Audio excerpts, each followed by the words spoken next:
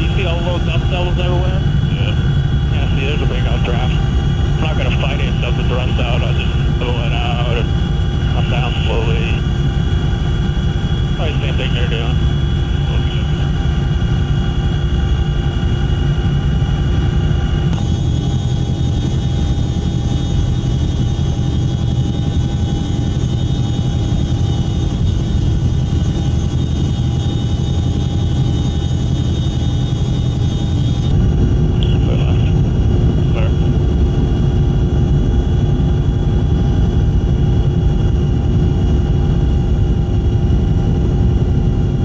Aurora's coming down from Gasoline. They're going to remain on the west side of Route 1 and Wolseley on the east side. Yes, sir. Non-standard, if you're doing a non-standard, but hey, Brown, I think you go around to some spots and stuff sometimes.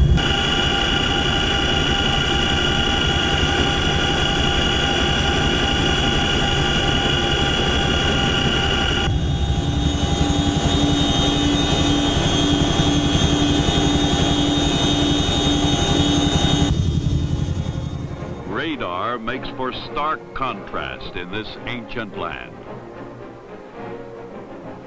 Continuous landings of this type are equivalent to operating in a severe dust storm.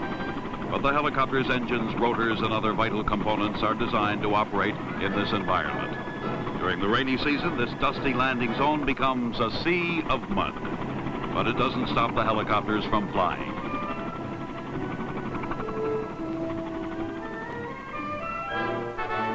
Now that we've seen the conditions under which helicopters of the 1st Cavalry Division must operate, let's take a look at some of the missions as they are flown in Vietnam. This Chinook is transporting a complete rifle platoon with combat gear.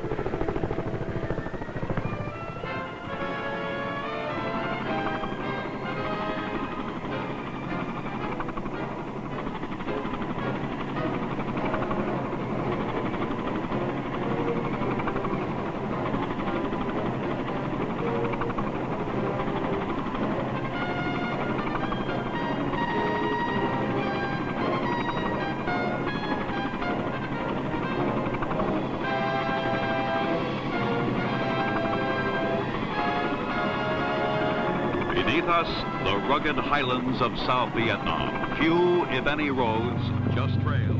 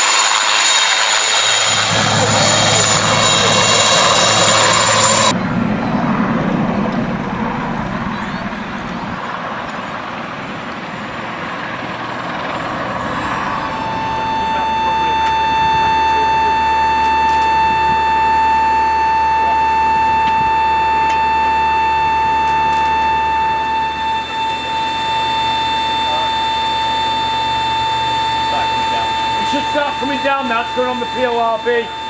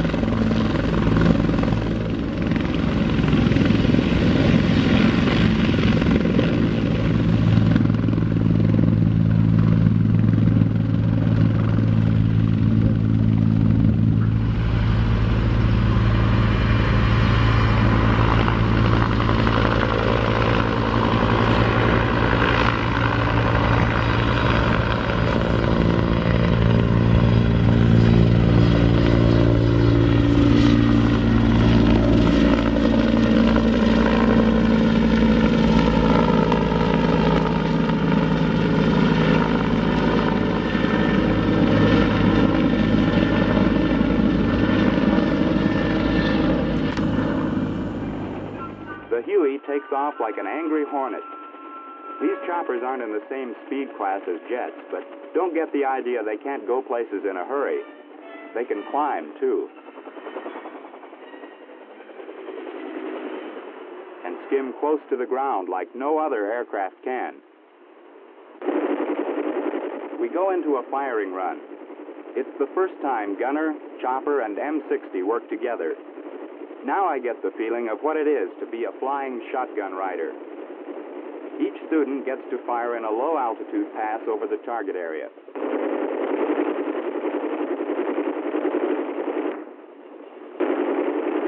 Later on, we return to the range to fire on targets from a higher altitude, under the eye of the instructor, who sits in the open door like he's on his front porch. The M60 pumps out 550 rounds per minute to keep his head down while the transports unload their troops.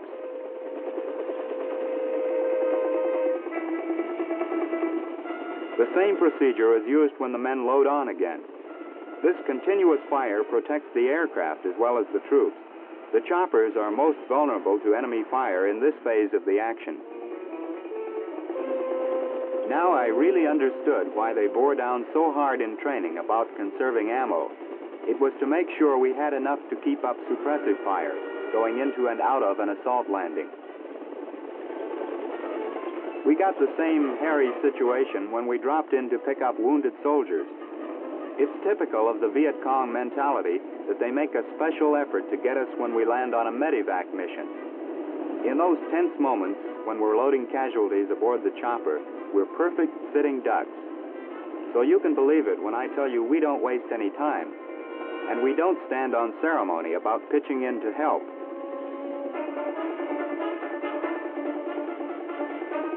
Sometimes we've got to double as medics, too, when an aid man is busy elsewhere or when he needs assistance.